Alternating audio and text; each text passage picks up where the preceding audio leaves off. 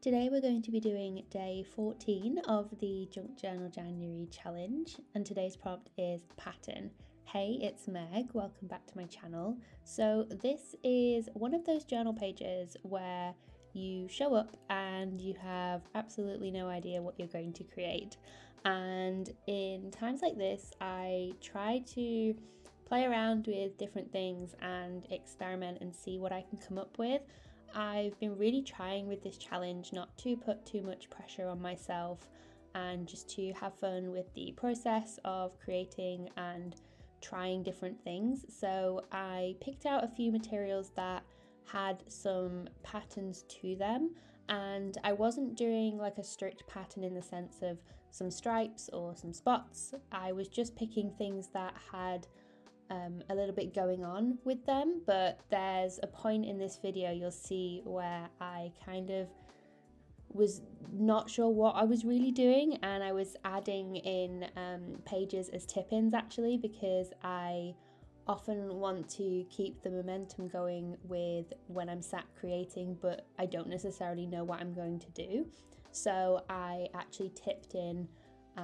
loads of different things whilst I was thinking about what I wanted to do with this page, and it definitely turned out a lot different than what I thought it might. Like, even though I had no idea of what I was really doing, it definitely went in a different direction, which I think is always a fun thing with showing up each day to my junk journal. So I'm just using here a napkin to add some sort of text pattern onto the page, and I love the way that it added some subtle colour and blended into the page, so I just added that at the top and the bottom, and I didn't want to really cover up too much of the illustration on this page because I thought that it was really beautiful, and so I was trying to work with it and try and work it into my page as a element of it. And so I've got here just the back of an envelope. So the flap had this really pretty like scallop design on it, and I'd saved it because I knew I wanted to use it, and so I'm just gluing it in here as a extension of my page and as a bit of a tip in, so I'll have some extra things to work with. So I'm just using some washi tape on the backside to keep it secure, because I just glued it on the front, because when I'd torn off the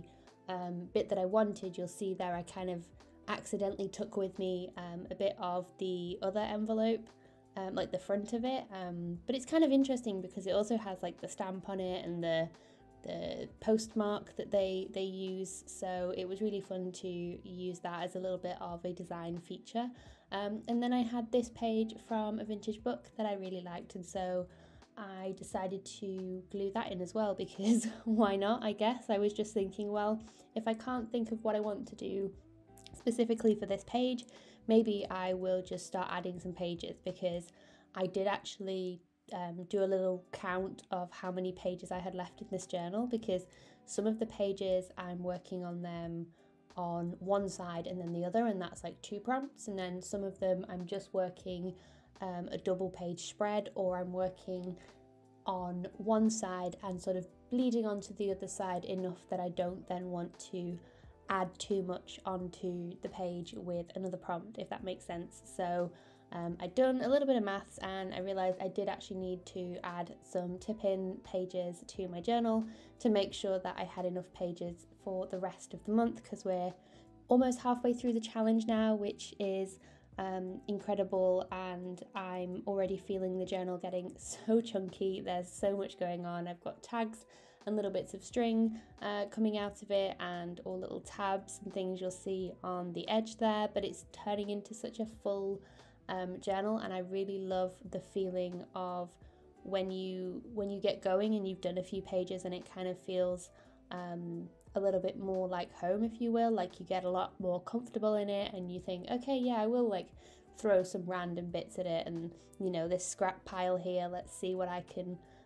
glue in and what I can do. So I was looking for pieces that had interesting patterns to them, and I was trying different things. So you'll see here I got out some stamps, and I actually ended up not using them, but I just wanted to see, because I had the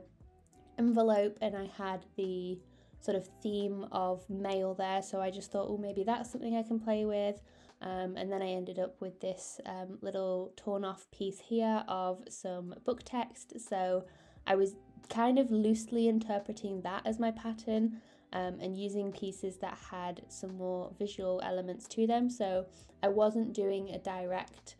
interpretation of the prompt, if you will. And I think that's sometimes one of the really fun things about these prompts, is that you can kind of take them wherever you want, and you can have you know, a little bit of an idea of what you want to do, so you can take as much as you need to kickstart your page and to kind of help you get going, and then that's kind of the job of the prompt, really. So you don't have to take it like the whole thing literally. It's just the whole point of it is to inspire you to start doing something. So I was kind of drawing on pieces that had a bit more of a patterned look to them. So this piece as well, which I'd actually used a scrap of this in a previous page. I think it was my prompt for eclectic as well. So I was just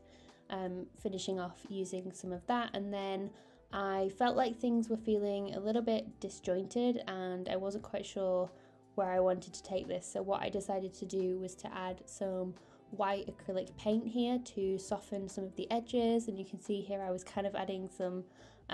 dots and some splotches with mark making to kind of go at the pattern prompt. I was still trying to think about how I could at least interpret it and sort of weave it into my process, even if it wasn't necessarily visually translating. I was at least thinking about pattern within how I was working, and so I found that adding this paint helped to bring everything together a little bit more, and it softened some of those edges, especially because I was working onto a page that was white, or at least a little bit off-white, creamish, so it helped to blend everything together nicely, and actually working it over the tissue paper gave a lot of interesting texture, which was something that I really enjoyed. And then to carry on the texture and to just kind of do some freeform mark making, I guess, I was using my favourite Neocolor crayons here. I've got the sepia, and then I think I also came in with a peachy tone as well, because I wanted to play off the pink that was on the page and add a bit of colour. But I was just kind of loosely scribbling with these, which is something that's actually quite fun to do. It's quite therapeutic. I just sort of hold it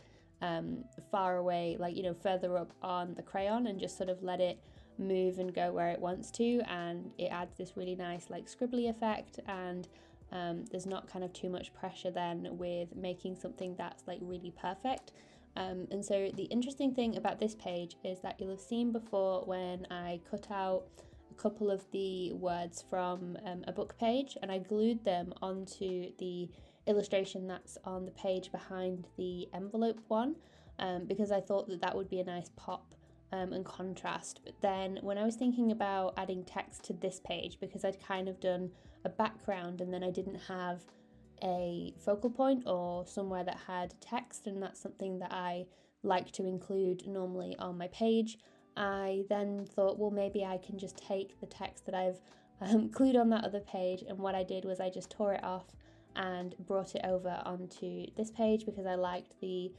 sentiment of the words that I had picked out. But first I just added a few more bits of patterned papers and scraps just to extend the collage slightly, and to help, I think it helped to bring everything together and added a bit more contrast with the colours and the tones that I had going on the page, and just gave it a little bit more something, I guess. I thought that something was missing, so I just wanted to add a few more bits of sort of scraps and collage to this page for a bit more detail and interest, I guess, going on with this page. And then you'll see here I am just ripping them out, and yes, the behind the illustration kind of came with it and it's left a mark, but all I'll do is just come in and probably stick something over the top of that, maybe like a scrap of paper or a note card or a journal card or something, or even some other found words that I want to include on that page. But I'm looking forward to working on those two pages. Actually, that'll be a really interesting shape of the journal page to work on. And so there you go, I just added them onto this page and then just circled them just to really highlight them. And that was pretty much the finished page. I added some dots there, and that was everything for this page. So thank you as always for joining me for this junk journal with me. I hope you have a wonderful rest of your day, and I will see you guys in the next one. Bye guys.